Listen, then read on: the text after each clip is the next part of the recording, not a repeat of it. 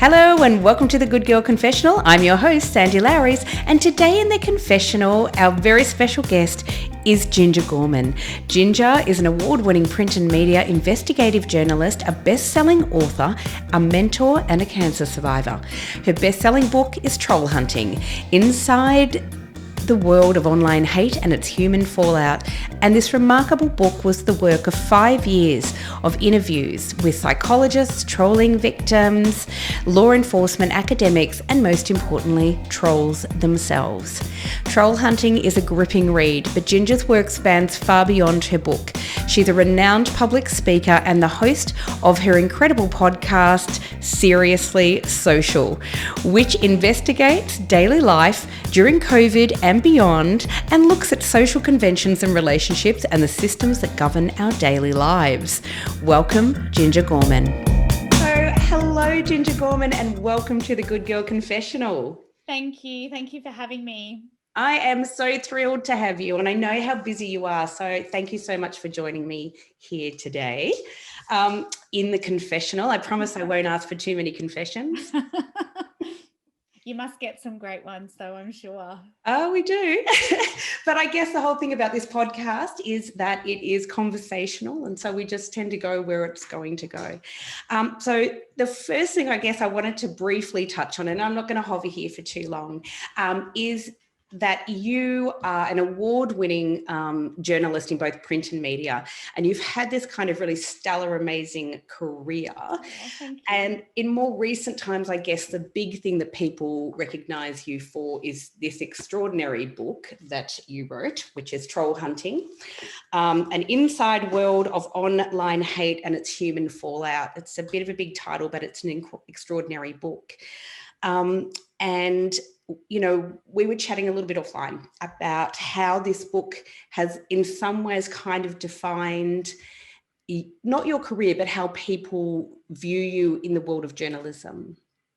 Yeah, look, it's a funny one, Sandy, because I never meant to become a cyber hate expert. So I can't even really use my phone. You know, I don't know how to close apps down and things like that. So I'm not a techie person.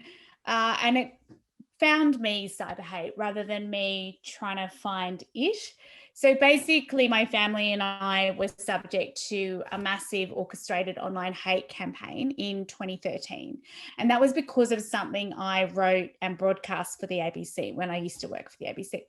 And the terror of that was just extreme, you know, like we got death threats. I was worried for the safety of my kids. That's kind of where it started. Like, so the trolls came for me. And before that, like, I don't think before 2013 in Australia, people were really conscious of trolling. You know, now you see it everywhere. It's in the media everywhere. And cyber hate, cyberbullying, all these terms are bandied around. But back then, I didn't even know what it was until it happened to me. And so not right away, but probably about 18 months later, after the fear died down. And look, at the same time as the fear died down, I was really noticing that like heaps of women journalists in particular were really copping extreme cyber hate. So beheaded women in their inboxes, rape threats, death threats, threats against their kids. They were afraid to go home. Like my colleagues at the ABC, this isn't publicized, but the stuff they get was absolutely atrocious. And the same was happening to journalists overseas. So all that was kind of the backdrop to it, my own story plus that stuff.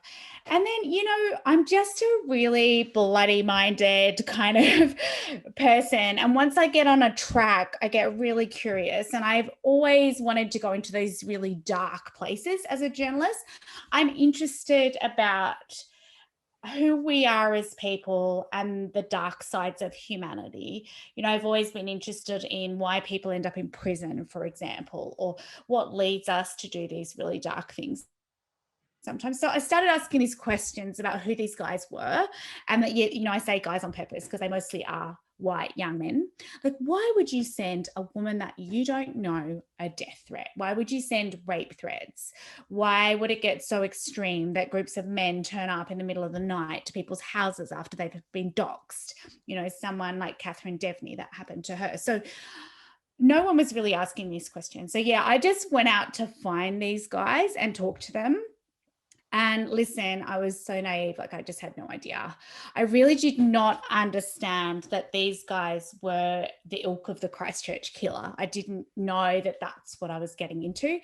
So look, I guess like most of us, I thought these guys were losers in their mum's basements, and they're not. They are very different characters to that. And I also didn't understand the danger I was going to be in doing that. But I mean, I probably wouldn't do it the same way I did it because I was so naive, but it is an important story. I'm still glad I told it, even though it has completely eaten my life for the last, let's say 6 years now. Yeah, wow.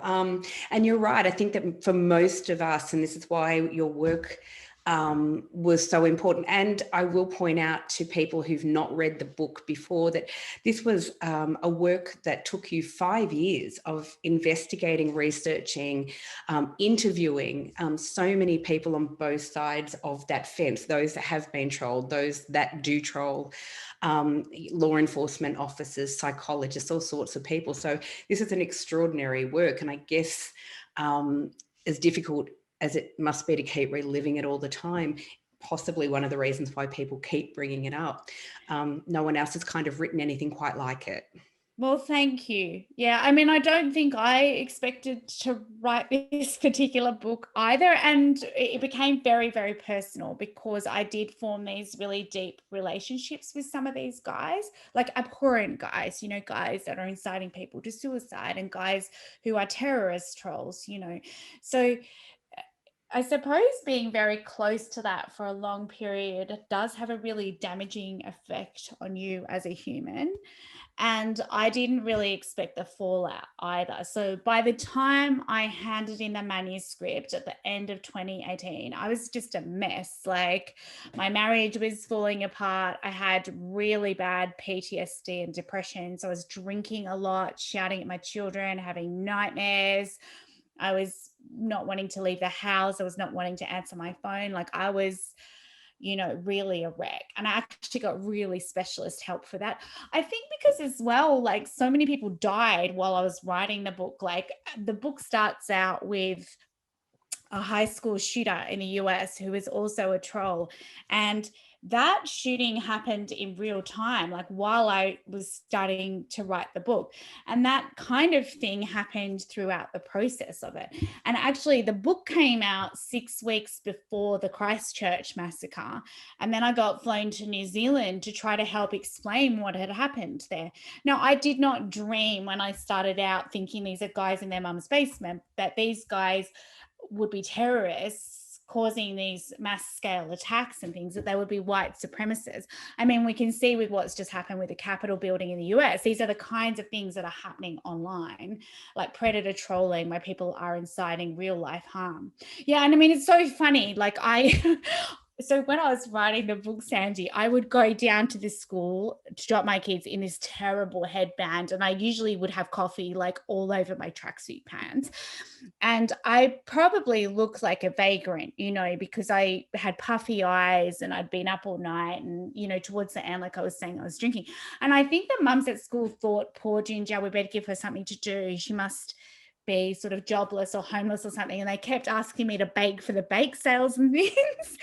And it was only once the book came out, I think they realized like, oh, she's actually been doing something, But there's a big gap in my mind between the kind of, mum with the bad headband that I see myself as and the kind of image of me now, which I am very uncomfortable with, where you have to face the media all the time and face the public and talk about these things like over and over and over again.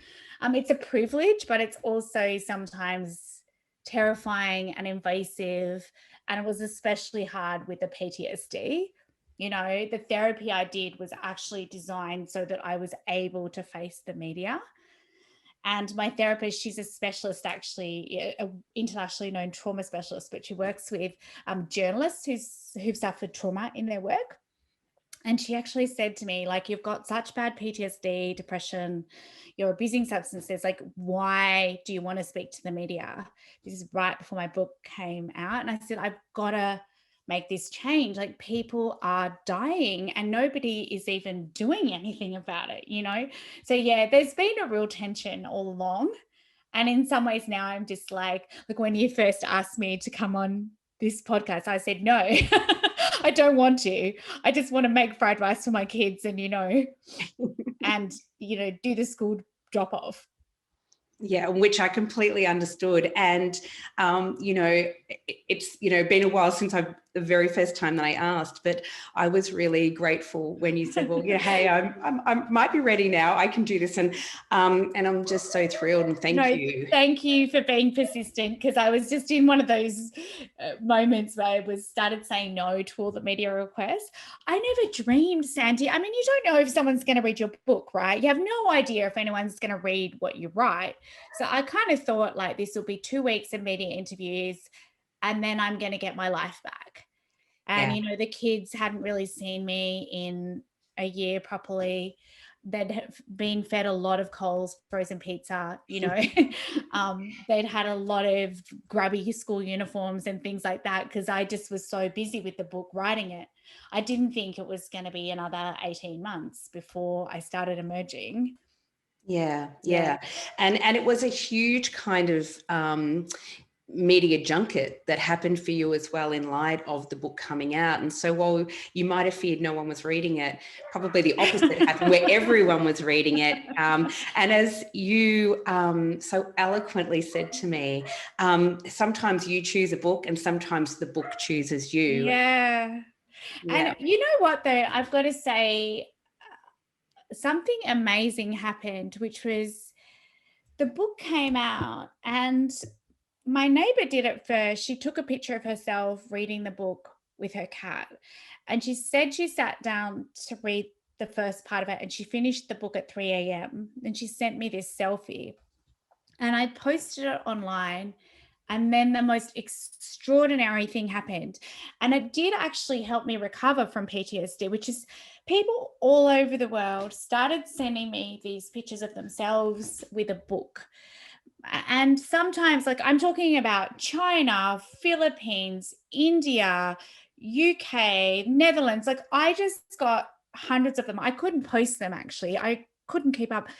And I was like, what the hell is going on here? Like, why are people doing this? And it was amazing. Like, it actually felt like this huge virtual hug.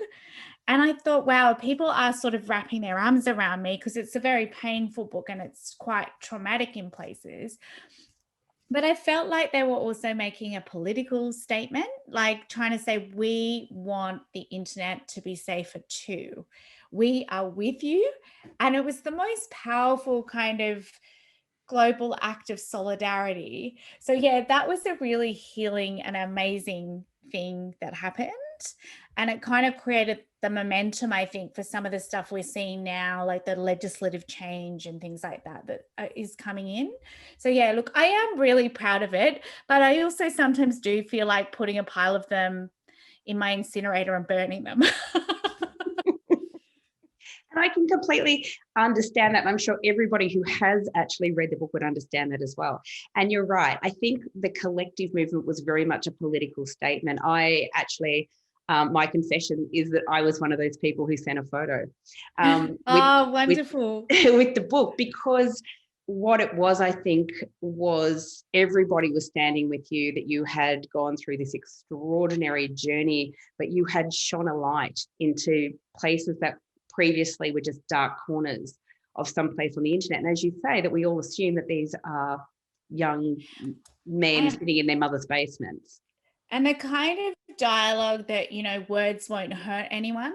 It's just the internet. That stuff has completely turned around. Like, a lot of people wrote to me and said, thank you for putting language around this. Like, nobody believed me when I would speak to my colleagues at work or speak to my boss or try to go to the police. No one believed me.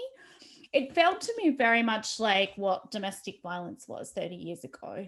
You would go to the police as a domestic violence survivor and you would say X, Y, Z, and they would say, that's a domestic matter, go away. They didn't understand how dangerous it was, how much danger you might be in. They didn't understand the legislation and they weren't prepared to take action. Whereas I think we're moving on from there now. But yeah, thank you for reading my book, and thanks for sending a selfie. It was quite magical, actually. And even my agent and the publisher was like, we've kind of never seen this before. So, and the thing I loved most of all was people started sending me their animals. Like they'd be the bunny rabbit with the book or the horse with the book. Someone threatened to send an alpaca with the book, which I never got.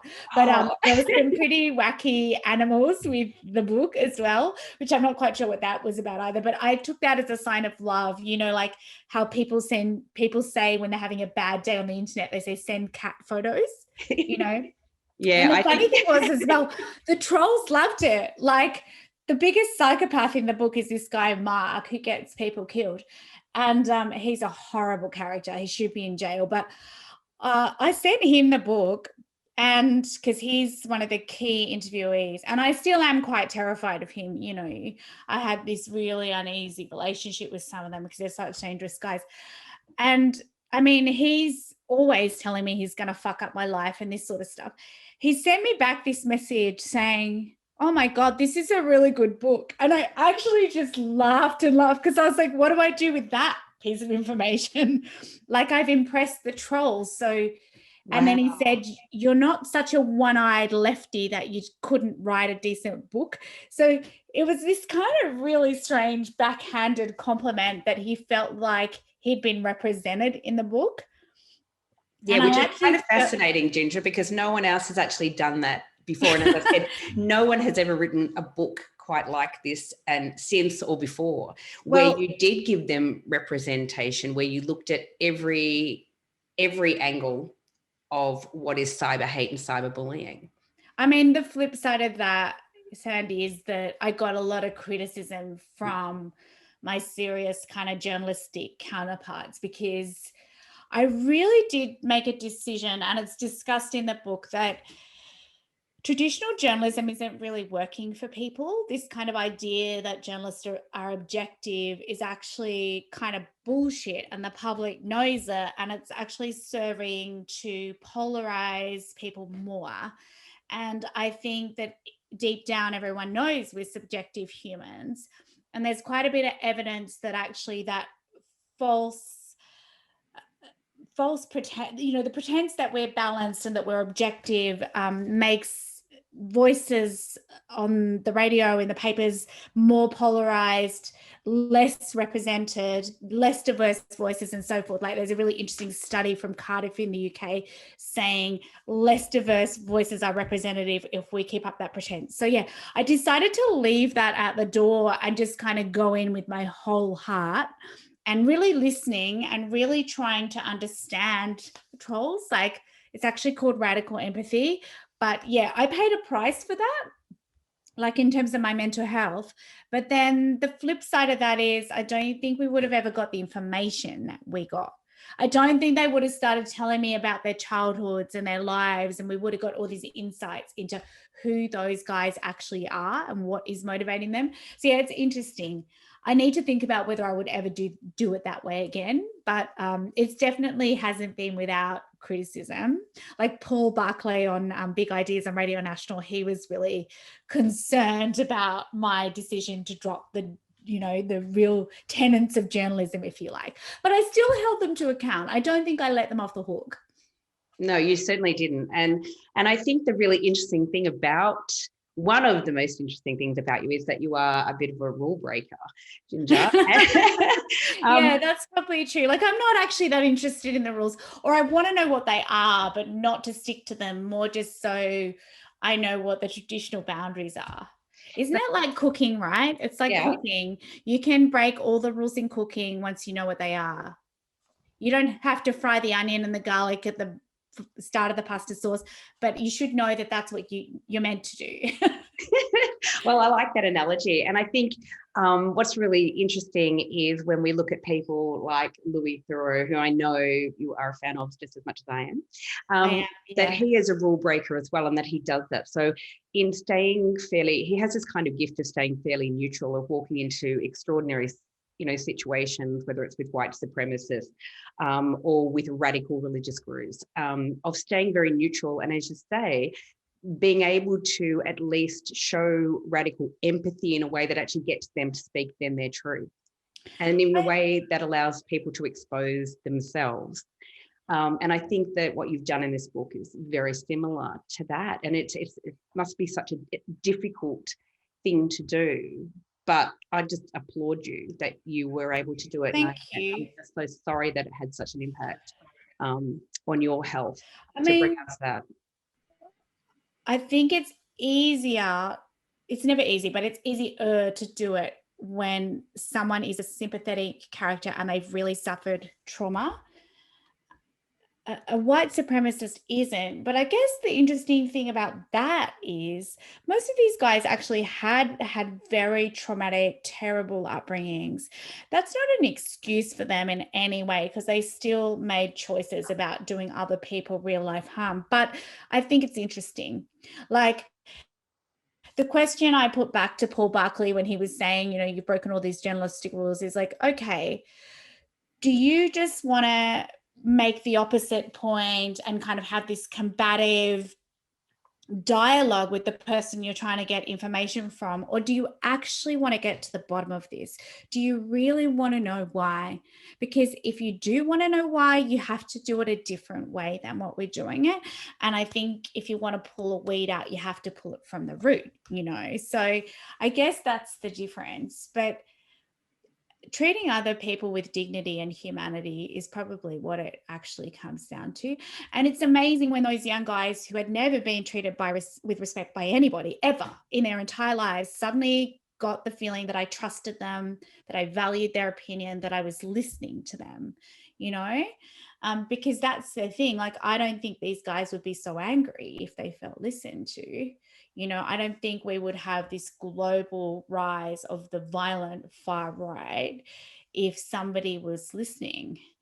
So, yeah, there are some questions for all of us. They're pretty confronting, though. I mean, there's definitely, I did feel like I'd torn strips off my own skin during that process. Yeah, and came out probably quite a different person, I think, than when I started. Yeah, for sure. And I can't imagine that anybody who went through that journey could really remain the same. And I think it's a really interesting point that you did raise, that a lot of people are unaware of, that investigative journalists and very serious kind of journalists often do suffer with PTSD because of the subject matter that they report on, that most of us do not. I mean, I think people love to hate journalists, and there's good reasons for that. The media is very problematic. There's a lot of unethical reporting and so forth, and we could talk about that all day.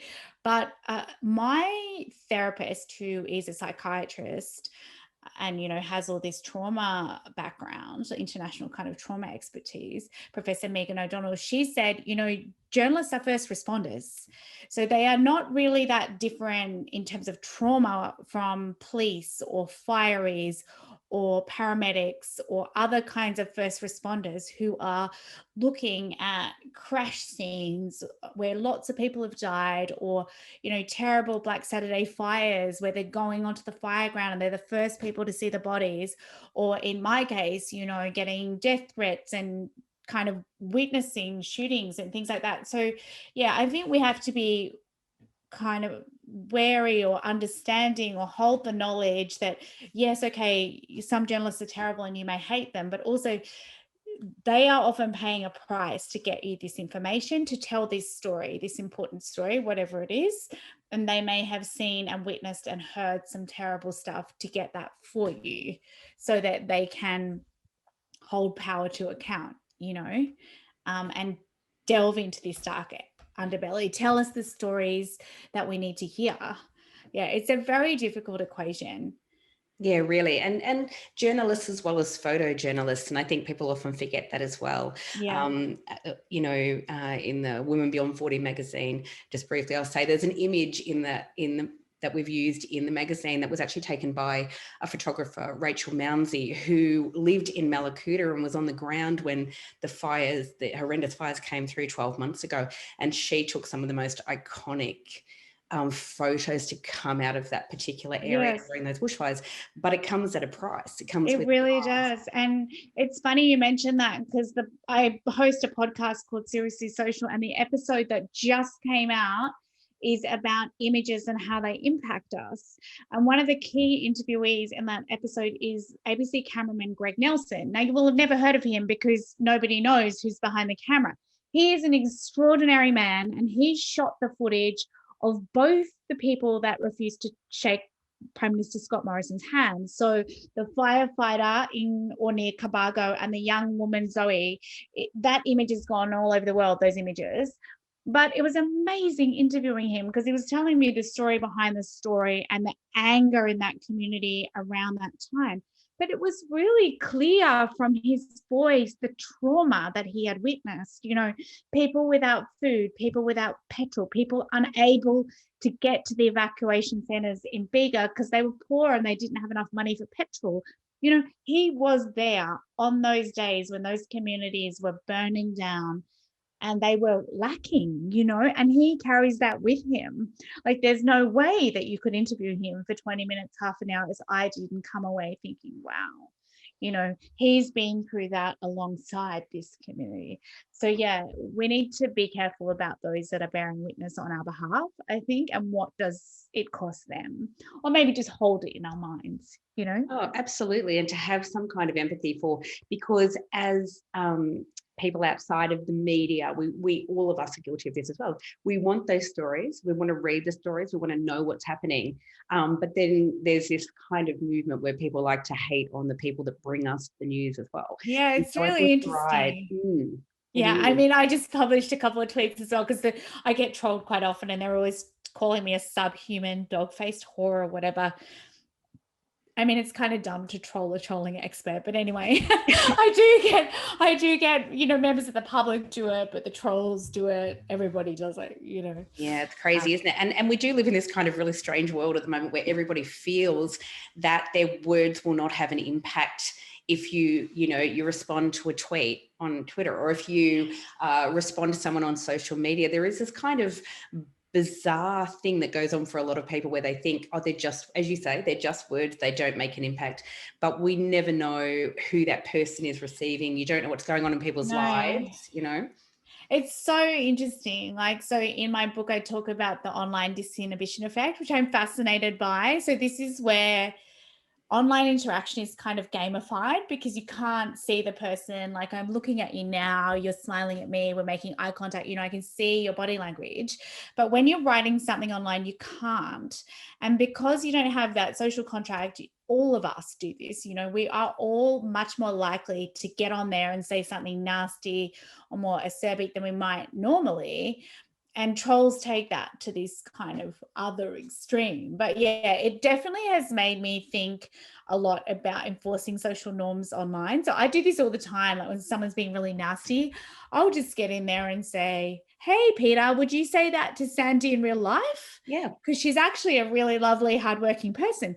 And quite often you get this, not with extreme predator trolls who are psychopaths, but with your kind of bog standard nasty person, they'll sometimes go, oh, it's like pointing out to your drunk mate at a party that they should be less aggressive. They kind of suddenly go, oh, right, I hadn't quite realized. So yeah, it's interesting. I think we've all got a responsibility in a way to make the internet nicer and politer.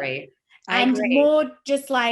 More like society offline, I reckon, like just kinder, you know? Yeah. And it all comes back to what our grandmothers probably used to say to us: if you've got nothing nice to say, don't say it at all.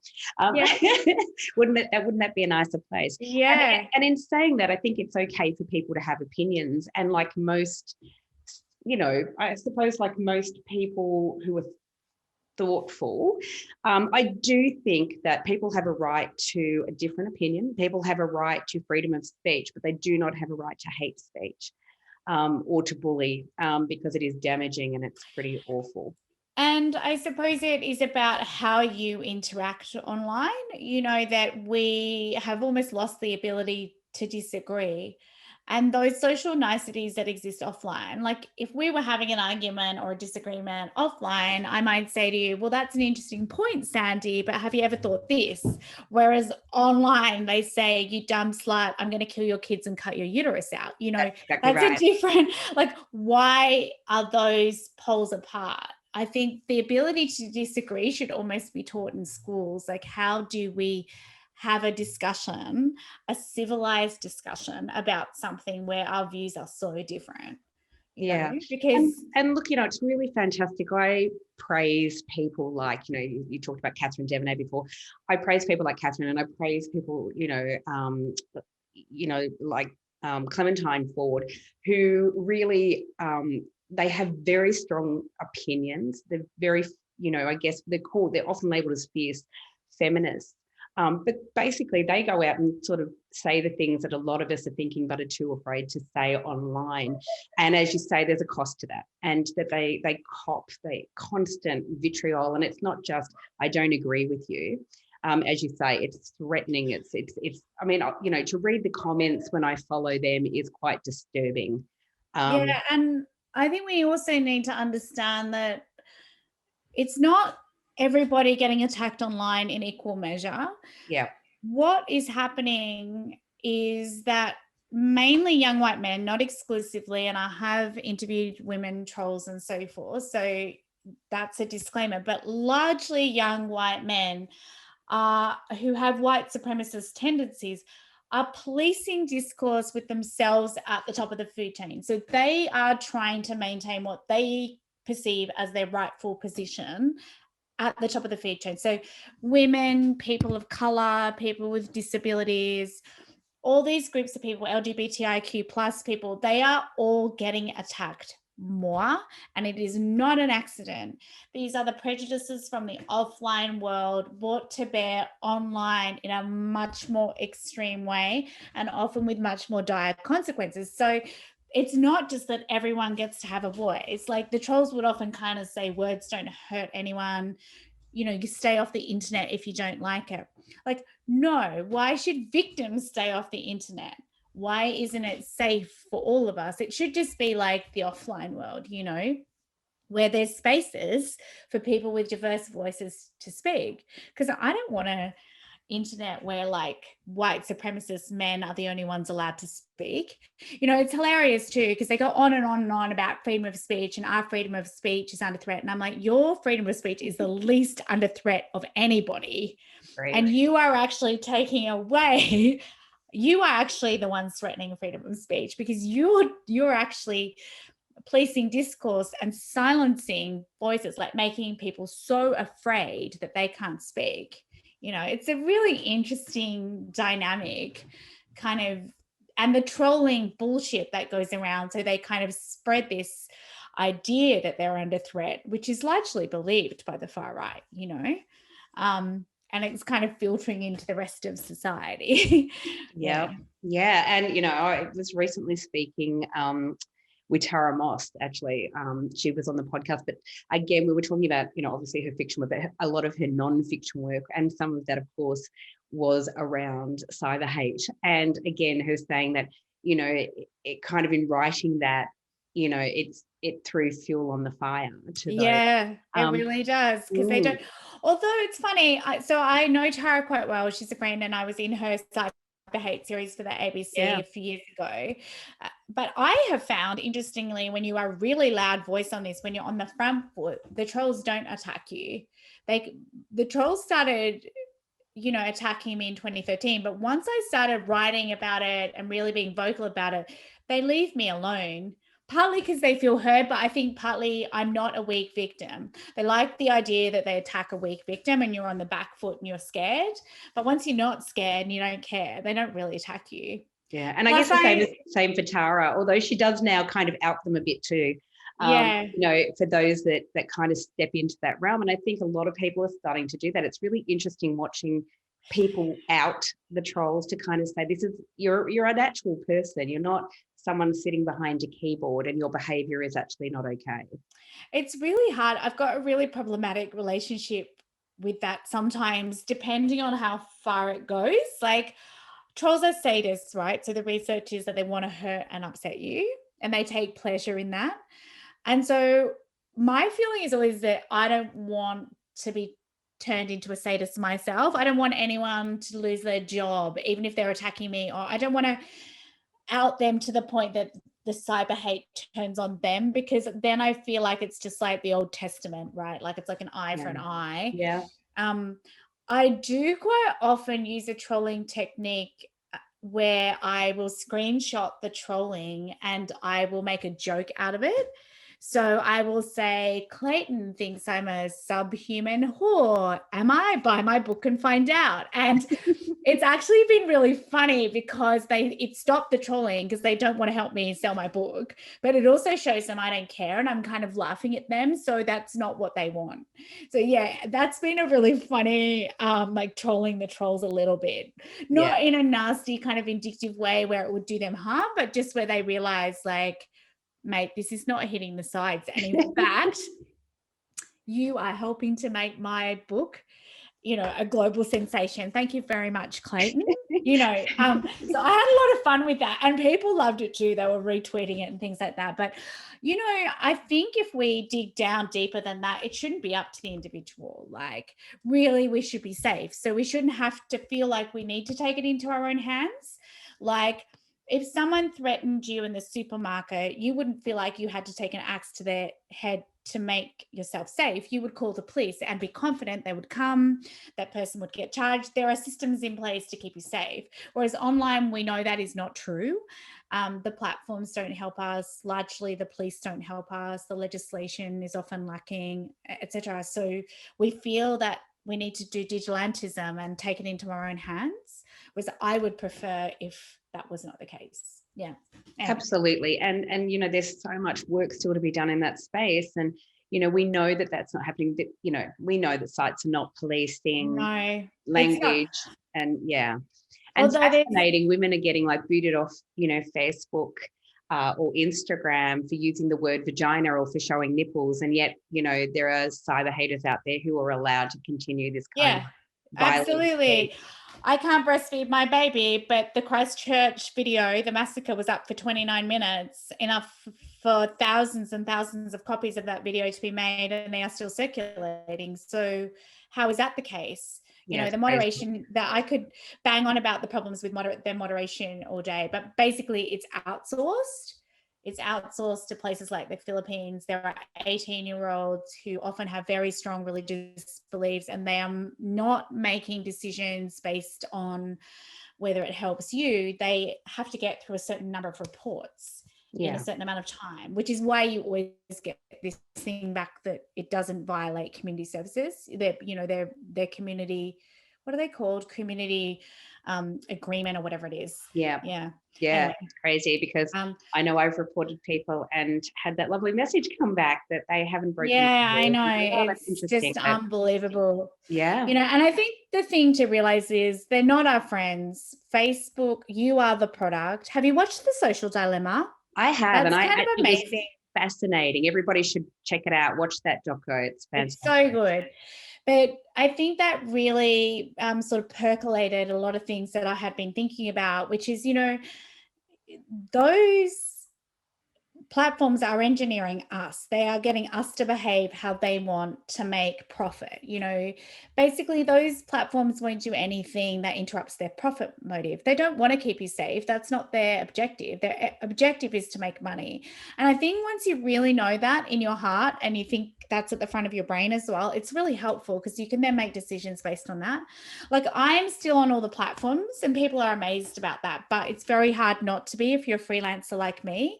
But I've made some decisions around how I use those platforms. Like I've deleted, like that it's suggested in The Social Dilemma to delete it all from your phone. So I don't mostly have any of the apps on my phone. It's just on my laptop and I use them for work. So I use them in my own way. I'm not socially engineered by them because I was like an addict, like anyone else. Like I was like ting, ting, ting, ting, and the endorphins were going and I'm getting the adrenaline and the, hits because it's like addictive. It's It is. designed the way gambling products are designed. And, anyway, everyone should watch The Social Dilemma. I loved it. It is so good. Hey, I really wanted to chat with you. You touched on your amazing podcast before, but I really wanted to chat with you about this podcast because I am loving it.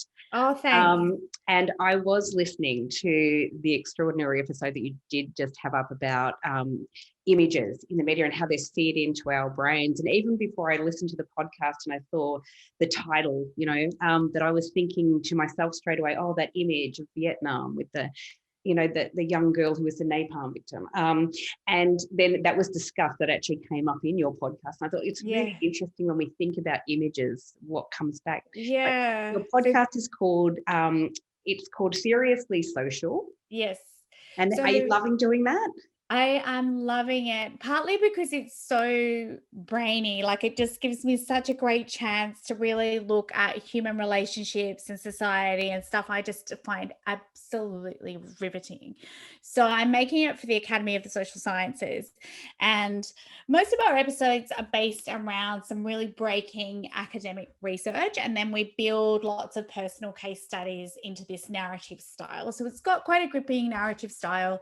I've got all the best editors, sound editors, ABC podcast producers and things like that. Kim Lester is doing our editing and sound production, as well as Mark Jennings. He's doing a lot of the sound engineering and things. And then I've got Sue White, who's a brilliant journalist. She's executive producing it. So I've got this crack team, and we're just trying to really unpick things in society that we perhaps haven't thought about before. And we've just had some riveting episodes, like the one about images is really amazing because we don't realize how images are twisting our perception every day. Like, you'll see a TikTok or an Instagram image over and over and over and over again.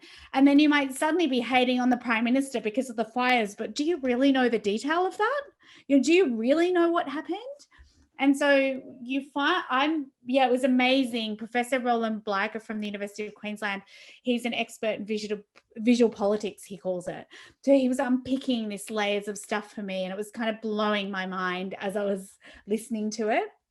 And as I said, Greg Nelson, the ABC cameraman, telling that amazing story about the Kabago fires, the Ethiopian charge d'affaires. So Ethiopia's ambassador basically in Australia was talking about the Feed the World campaign, in the 80s, and that song, and how ruinous those images were for Ethiopia in a lot of ways. Whereas we all, as white do-gooders thought we were part of this great thing.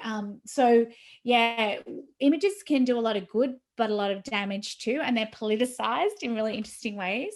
So that's the one that's just come out. We've got one coming up about bosses.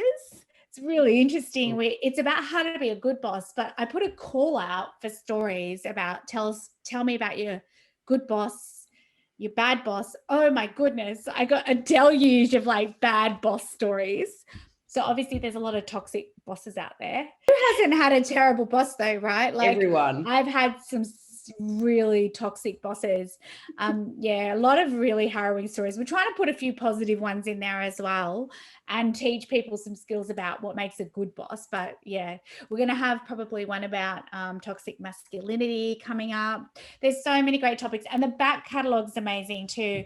Like, I did the most fascinating one with Professor Jenny Hocking on the Palace Letters. On the Palace Letters, that one actually ended up getting a lot of media coverage. So there were these 200 letters, for people who don't know, that were written between the then Governor General and the monarchy during the Whitlam dismissal, and they were private. They were kept in the Canberra archives. I live in Canberra. They were kept in the archives here since then, and no one's really ever had access to them. And Jenny is just the most amazing person. It's like an episode. It's like The Castle, except it's real, Like, she took the whole thing to the High Court. She got a pro bono legal team, which included Gough Whitlam's eldest son, Anthony. So Anthony Whitlam QC was on her legal team. He never speaks to the media, and he spoke to me for the podcast. So I was like, whoa. So yeah, it got a lot of media coverage because of that, I think. So it's been in the media quite a bit, the pod, actually. But Look, it's actually just such a privilege. I keep sitting here thinking, I can't believe someone's paying me to do this. Like, speak to some of the most brainy people in Australia. And you know what I think? I think Fiona Stanley actually said this in her episode, or maybe she didn't say it on tape. She said it beforehand. But COVID and the pandemic has had this really interesting effect where for the last couple of decades, there's been a real denigration of experts. You know, like Donald Trump was always poo-pooing science. And there's a kind of like, what would those scientists know about climate change? Rah, rah. So there's been this very subtle but huge shift in public thinking where what do the experts know?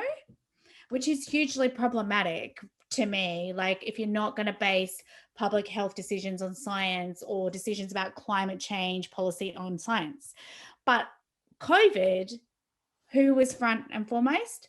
The health experts, the scientists. So actually, we're seeing now this huge shift, and that's great. That's great for all of us, I think, to have more evidence-based policies and things. But yeah, so the podcast is actually, I think, gaining popularity because of that as well. Yeah, and it's look, the thing is, it's so informative. It's so brilliant. Like, once you start listening to it. Thank you. I've got to say as well, I don't want people to think it's too nerdy. Like, the food episode starts with me and my mum making mango mousse together, which is like our old family recipe.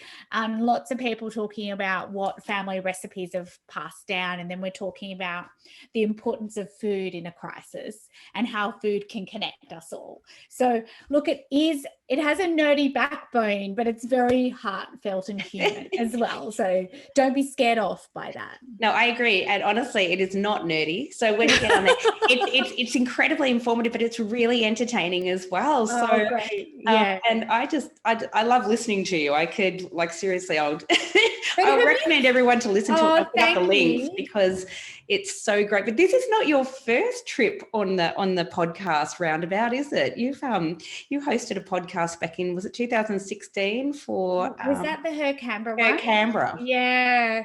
So I do love podcasting, but you know what? It is quite a journey. Like, it's not the same as radio. So I don't know if you found this, Sandy, doing a podcast, but it's actually much more intimate than radio. So you've really got to talk to one person.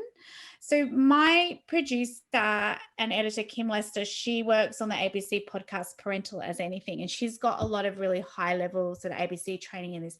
And she's been doing a lot of work with me as a host, like, calm down, Ginger, just speak to one person, like, just be more relaxed, just be more intimate.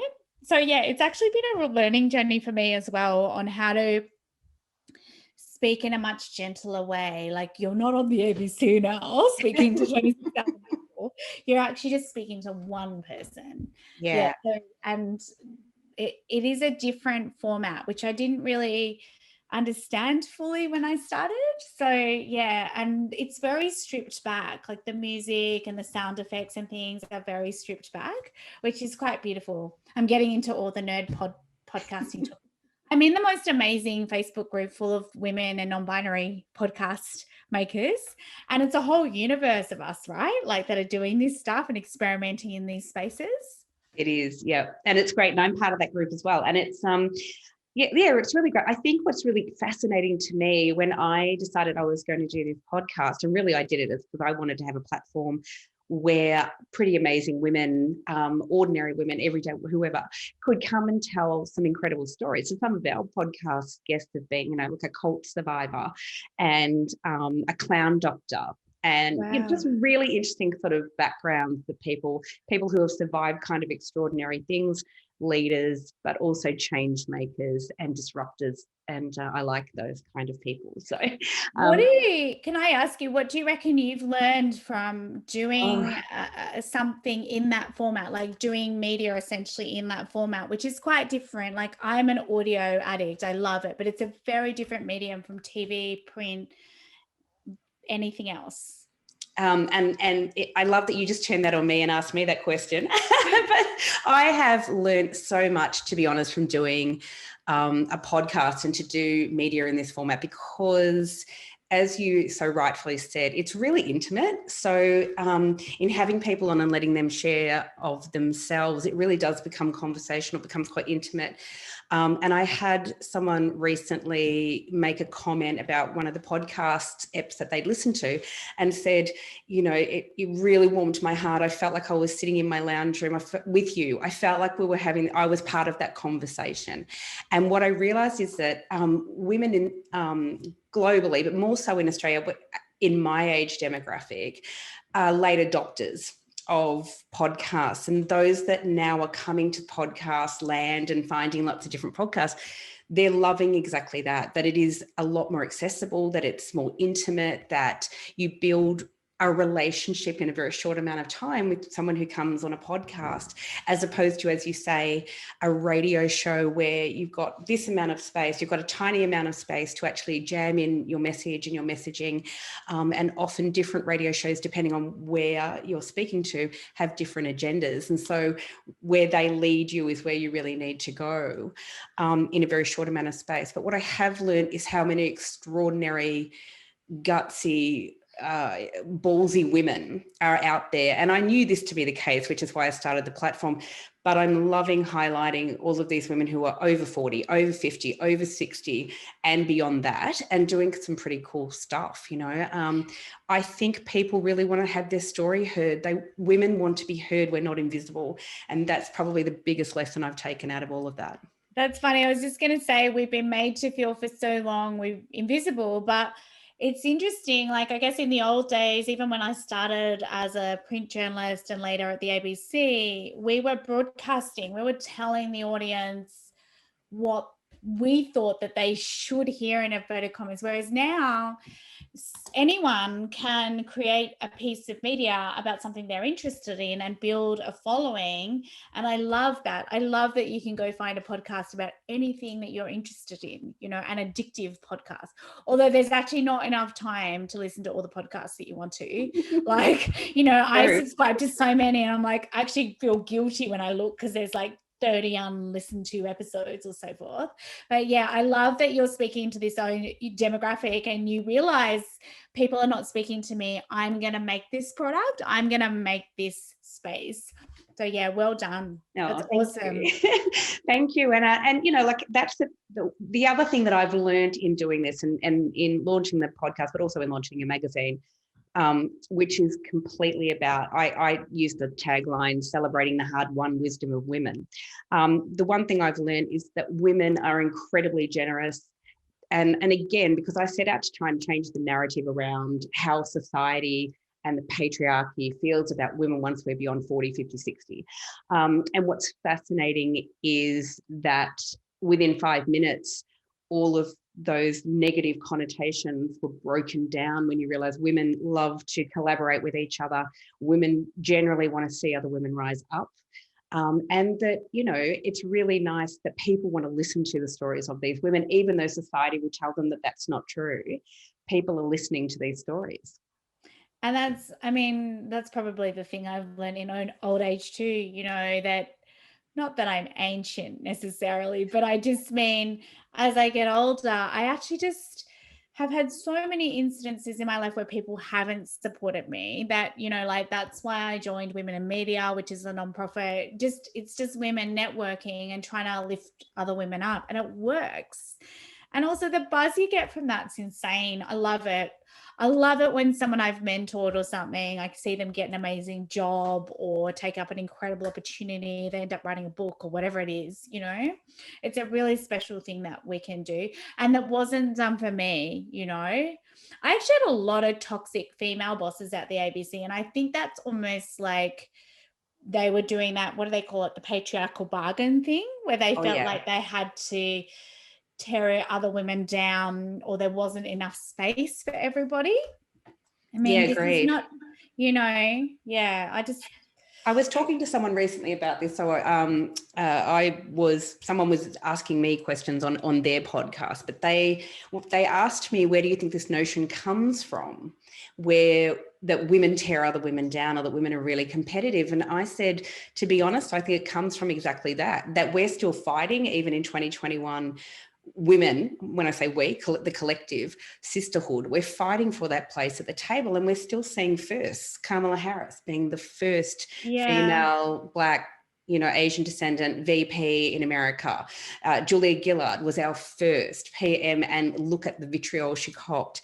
But is this kind of, we're still seeing all these firsts, and while the firsts are so bloody important because representation matters, we're still really fighting hard to have a world where those firsts aren't such a big deal, Yeah, and I think there is this notion, like I wrote an article for news.com.au about it a long time ago, because I had this really disturbing experience where actually a lot of the people that had put me down or bullied me had been women, and I'm a feminist, so that sits really uncomfortably with me. I don't want that to be the reality, but it is my reality.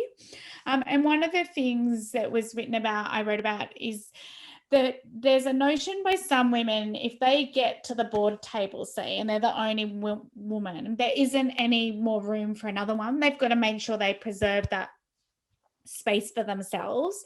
So it's actually a psychology about, yes, you actually can, throw down the ladder and lift as many people up, or throw down the net, as some women like to say, and lift everybody up. And that doesn't mean there's less room for you. It's not a pie. It's not like where if you take a slice, there's less for everybody else. There's room for all of us. I agree. And if one woman can rise, then surely it means that other women can rise. And if we use that, if every time we have a small win and we share that love and we help someone else get that win, as a collective, we all rise. I mean, I agree. And I get a huge buzz out of that as well. It's really important. But also, I do think that fundamentally women work in networks and they are community minded. I know there's this ideology that people push that women are catty and they fight, and obviously there might be elements of that, but basically I think women are communal creatures. And what I found is, since I've really deliberately, once I got made redundant at the ABC was very toxic and it did pit a lot of women against each other. I made a really deliberate decision that I was going to support other women, and I was not going to make anyone feel as small as I had been made to feel. And what I have found by really deliberately trying to give other women opportunities, so passing on details of editors, helping them with their CVs, helping them write letters to get jobs, whatever it is, right, is that actually that just comes all around again. If I help a woman, sometimes I don't even realize I do it, and lots of other women do this as well, but then that person will go out of their way to help me. That's not why I do it, but I just think actually it's not that I've given them something and it cost me something. It's more that it's actually a communal pool of resources. And I mean, isn't it magnificent? Like, sharing it, I just think it makes me feel so good. Like, if someone we've supported in Women in Media goes on to do amazing things, far out, I just like sing in the shower. You know what I mean? It's like, yay, she did it. She did it. I agree. And I think, obviously starting the kind of projects that I started, everything's about women, and it's kind of just fascinating. I don't think I have reached out to anyone yet who has been any woman that's been negative or shut it down, it's not just the women who were writing for me. As a small independent mag is quite extraordinary, especially because I don't have that kind of huge presence in that space either. But everyone's been incredible. You talked about Kerry Sackville in one of your articles, and Kerry's writing for the next edition of the mag. Right. It's really lovely. It's just the generosity of women is extraordinary, and so I'm constantly pushing back on that kind of what I see as a bullshit thing that all women are catty, because we're clearly not, and that women really, as I said, do want to see. Generally, we want to see other women rise. And we want to make a better world for younger women who are coming through, right? That's what I really want. I don't want my daughters to walk into it. The media is classically toxic. It's not a good place for women. There's a lot of sexual harassment. I've experienced that too at the ABC. There's a lot of bullying. That's not what I want for my kids. I want them to feel that they can be their best selves and bring them best selves to work and learn on an equal basis with their counterparts. So yeah, I'm hoping. I mean, I think it's a long fight as well. It's not, you often hear we've got wage equality, which we don't, by the way, but we've got the vote or whatever it is. When are you going to shut up and be happy? But I think it's a long road and it's incremental. And some of the stuff is not the big ticket stuff. Some of it's much more hazy. Like, that Twitter handle, Everyday Sexism, the woman that did that project, you can see when you read that tweet stream, like what women are experiencing every day. Like, there's a long way to go. Like, don't take your boots off yet. A long way. And as my platform will testify to, I've had so many women talk about not just sexism, but ageism. And so women at all different phases of our life, we are up against it. But as we get older, as I said, from 40, and 40 is not old, but 40 and beyond, there's definitely a lot of ageism, especially in media, and we see it in the representation, unless you're an extraordinarily looking celebrity, is that you tend to get pushed into the corner, and the roles that you're offered so start to narrow down. Yeah, it's quite fascinating. When Barry Cassidy was hosting Inside, it's a friend of mine at the ABC.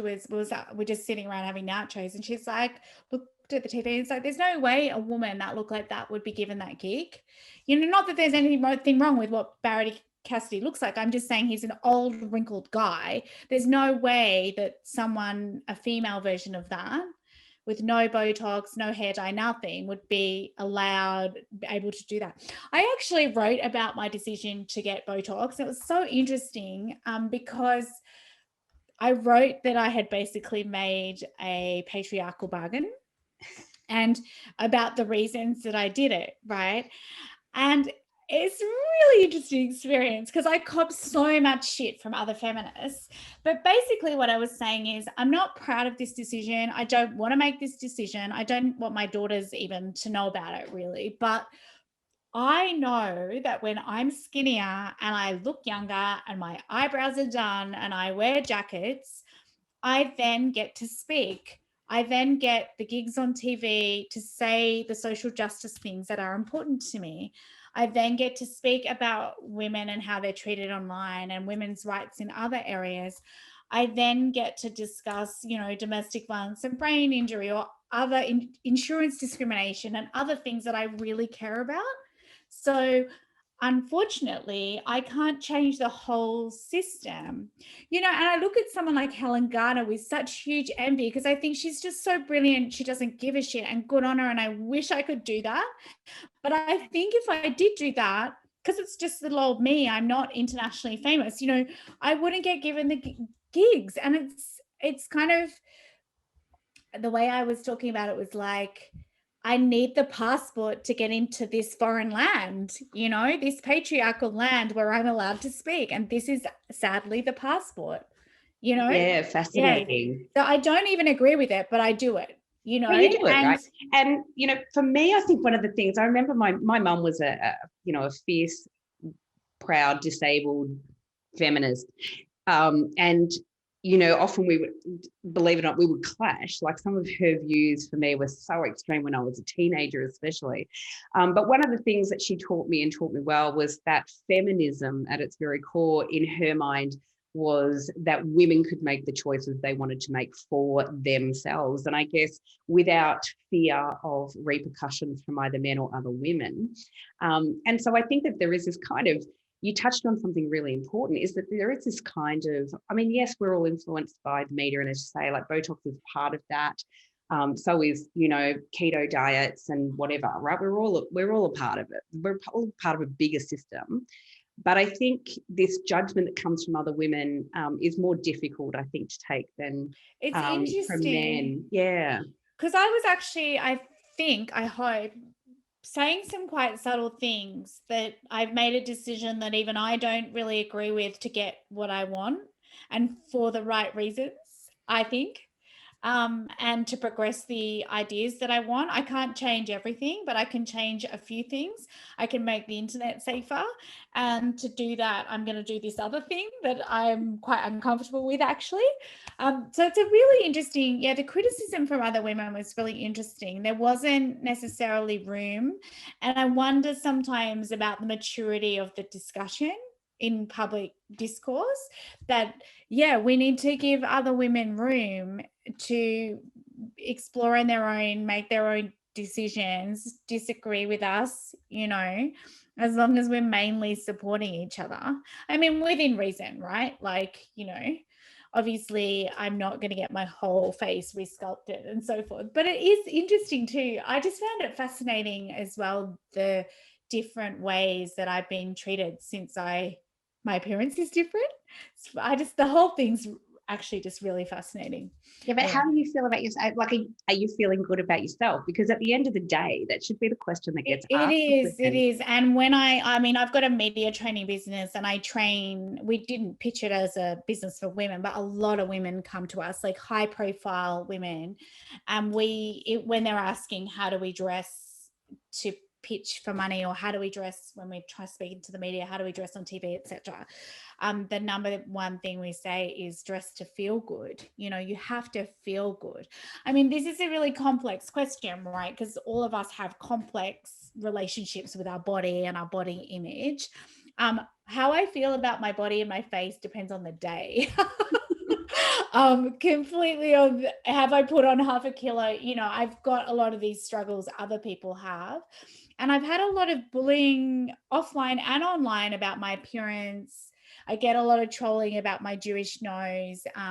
So I've got a complicated relationship with my body and how I look, and the judgments I make about myself, which I don't make for anybody else, I read a really interesting piece the other day, and it was talking about the way that women are often very generous about the way other people look, but for themselves, they have a lot of hatred a lot of time. So look, we've got complex relationships with this stuff, right? Because we really do. How we look, how a tea should look, our bum should look, body hair, all this stuff. I've been having these huge conversations with my daughters about body hair lately. My eldest is only 10, my second one's 8, but it's already a thing. Look, I don't think there's any winning there, but that's been an interesting, the judgments of other women are kind of, hard sometimes, aren't they? I get a lot of love from women, but I get a lot of judgments as well. The judgment, as you said, though, the judgment that we have for ourselves is even worse. I think we are our own worst enemies, it's crazy.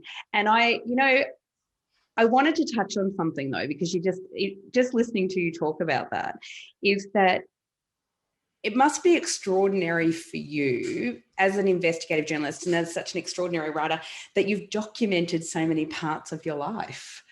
And like everything that's happened to you throughout your life, you've kind of touched or written about, and it's quite an extraordinary thing to be able to do.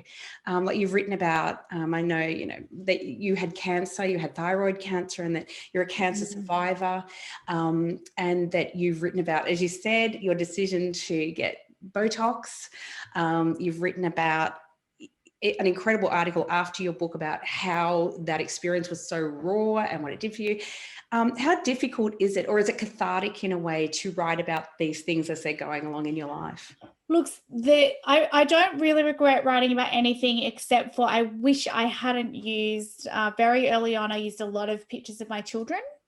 And I didn't understand, there's Colleen Marnie is a police officer who's in my book, but she's also got a doctorate in social media and cyber hate.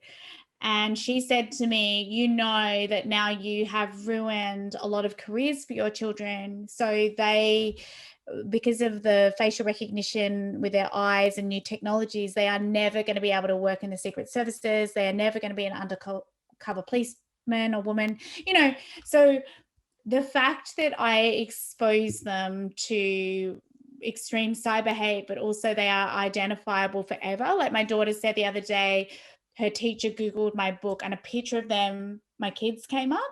Oh, wow. So yeah, there's a lot of stuff there that my editors very early on asked for. I'd write some stupid parenting article, just bash it out, probably because I needed $500 to pay the mortgage on that day or whatever, and then I didn't really think about the consequences of that. So I do regret that, because you can't take it back once it's on the internet. But the other stuff I mainly feel is stuff that we need to talk about more, like mental health, especially. I'm really vocal about having had postnatal depression, having suffered from PTSD, that kind of stuff, just because it's so stigmatized still. So I'm really deliberately vocal about that. I've been doing a lot of stuff recently with Phoenix Australia about PTSD and other kind of mental health videos and things, just because I want it to be less stigmatized.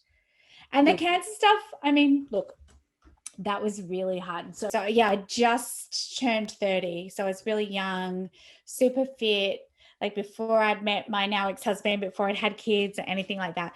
So yeah, that was a really confronting experience, and I just did not want to talk about it. And actually, when the Cancer Council approached me, like, will you be an ambassador? I was like, no.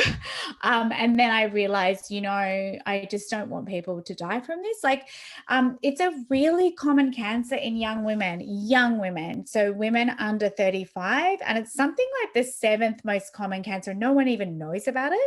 So, and this is thyroid cancer. Thyroid cancer, yeah. So rapidly rising rates, and it's just not really that well known. And so some of that's because diagnosis is getting better, but some of it they don't really know why.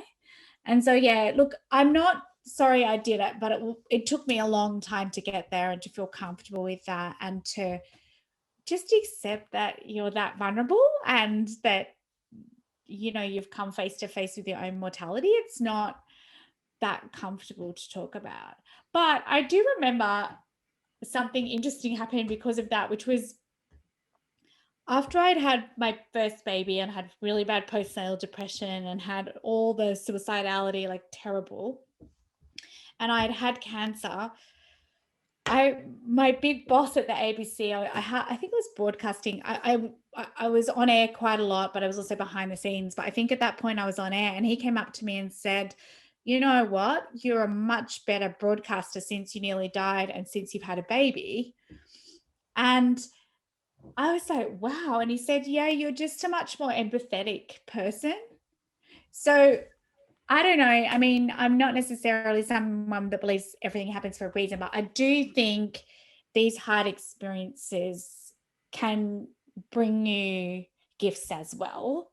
And probably a lot of the stories I've done since then, the really hard ones, I hope I've been able to bring something else to that.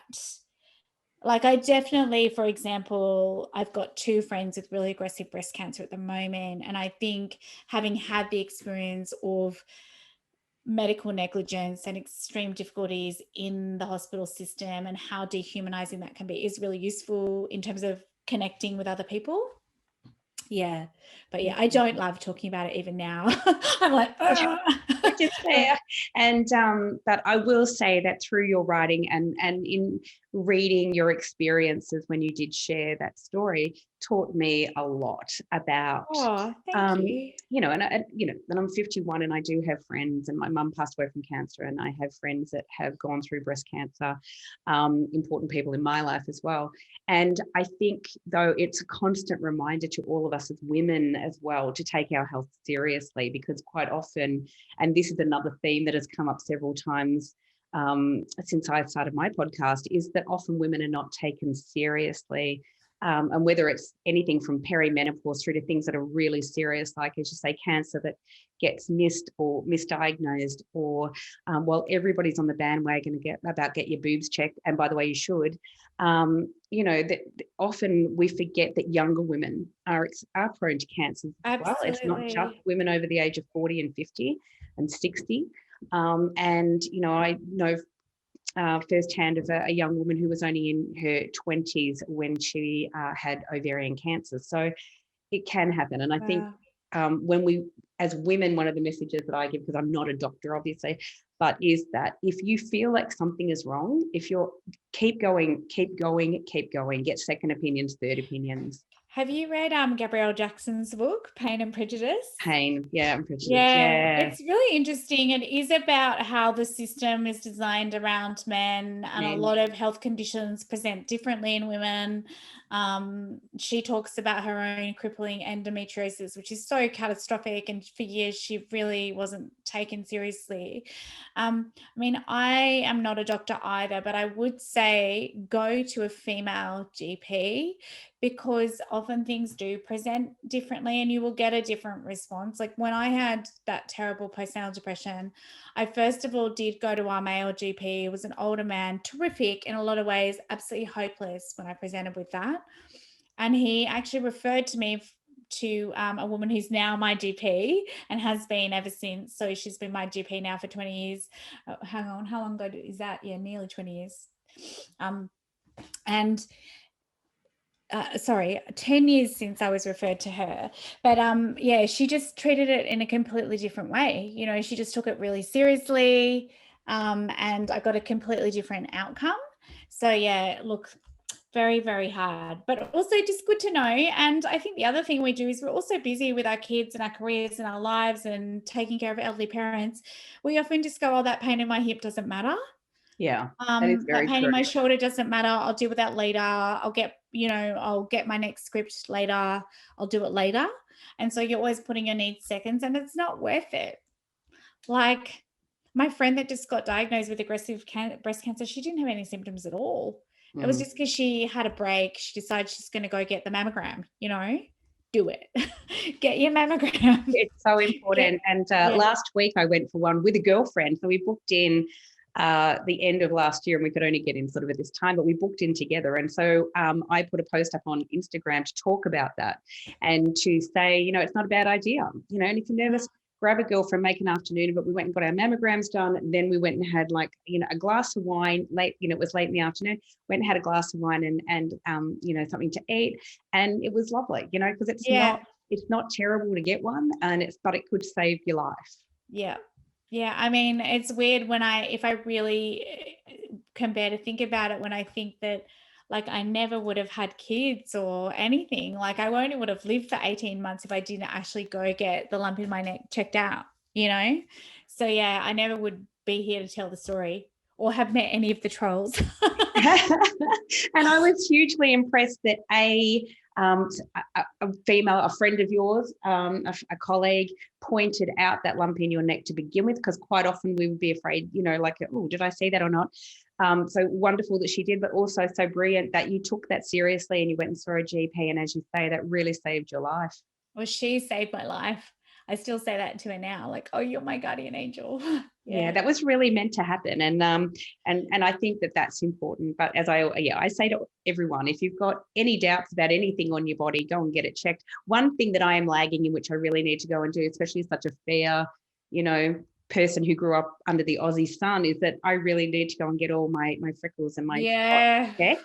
That's next on my list. Because again, as we know, melanoma is a big thing, and it can happen to people at any age. So that's next on my list, Ginger. Good to hear. I am incredibly grateful to you for coming on the Good Girl Confessional and chatting about so many incredible things, very personal things, and I'm grateful. Thank you for your talent and for your raw and incredible honesty in everything that you do. It's fantastic. No, thanks for having me, and thanks for putting up with me saying no and then later coming back and saying I've changed my mind. It's okay. I'm glad that you did. So thank you. Thank you very much for having me. It's been brilliant. Thank you. Thank you. Bye.